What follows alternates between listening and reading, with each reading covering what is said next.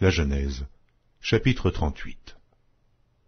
En ce temps-là, Juda s'éloigna de ses frères et se retira vers un homme d'Adulam, nommé Hira.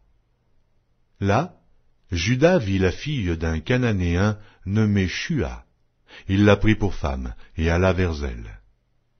Elle devint enceinte et enfanta un fils qu'elle appela Er. Elle devint encore enceinte et enfanta un fils qu'elle appela Onan. Elle enfanta de nouveau un fils qu'elle appela Shéla. Juda était à Zib quand elle l'enfanta. Juda prit pour Er, son premier-né, une femme nommée Tamar. Er, premier-né de Juda, était méchant aux yeux de l'Éternel, et l'Éternel le fit mourir. Alors Juda dit à Onan, « Va vers la femme de ton frère, prends-la comme beau-frère et suscite une postérité à ton frère. » Onan, sachant que cette postérité ne serait pas à lui, se souillait à terre lorsqu'il allait vers la femme de son frère, afin de ne pas donner de postérité à son frère. Ce qu'il faisait déplut à l'Éternel, qui le fit aussi mourir. Alors Juda dit à Tamar, sa belle-fille, « Demeure veuve dans la maison de ton père, jusqu'à ce que Shéla, mon fils, soit grand. » Il parlait ainsi dans la crainte que Shéla ne mourût comme ses frères.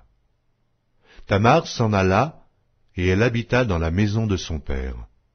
Et les jours s'écoulèrent, et la fille de Shua, femme de Juda, mourut. Lorsque Juda fut consolé, il monta à Timna, vers ceux qui tondaient ses brebis, lui et son ami Hira, l'Adulamite. On en informa Tamar, et on lui dit, « Voici ton beau-père qui monte à Timna pour tondre ses brebis. » Alors elle ôta ses habits de veuve, elle se couvrit d'un voile et s'enveloppa, et elle s'assit à l'entrée d'Énaïm sur le chemin de Timna, car elle voyait que Shéla était devenu grand, et qu'elle ne lui était point donnée pour femme. Juda la vit et la prit pour une prostituée, parce qu'elle avait couvert son visage. Il l'aborda sur le chemin et dit, « Laisse-moi aller vers toi, car il ne connut pas que c'était sa belle-fille. » Elle dit, « Que me donneras-tu pour venir vers moi ?»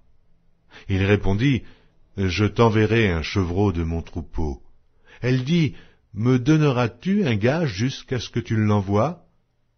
Il répondit, « Quel gage te donnerai-je » Elle dit, « Ton cachet, ton cordon et le bâton que tu as à la main. » Il les lui donna, puis il alla vers elle, et elle devint enceinte de lui. Elle se leva et s'en alla. Elle ôta son voile et remit ses habits de veuve. Juda envoya le chevreau par son ami l'Adulamite pour retirer le gage des mains de la femme, mais il ne la trouva point. Il interrogea les gens du lieu en disant, « Où est cette prostituée qui se tenait à Énaïm, sur le chemin ?» Ils répondirent, « Il n'y a point eu ici de prostituée. » Il retourna auprès de Juda et dit, « Je ne l'ai pas trouvée. » Et même les gens du lieu ont dit, « Il n'y a point eu ici de prostituée. » Juda dit, « Qu'elle garde ce qu'elle a.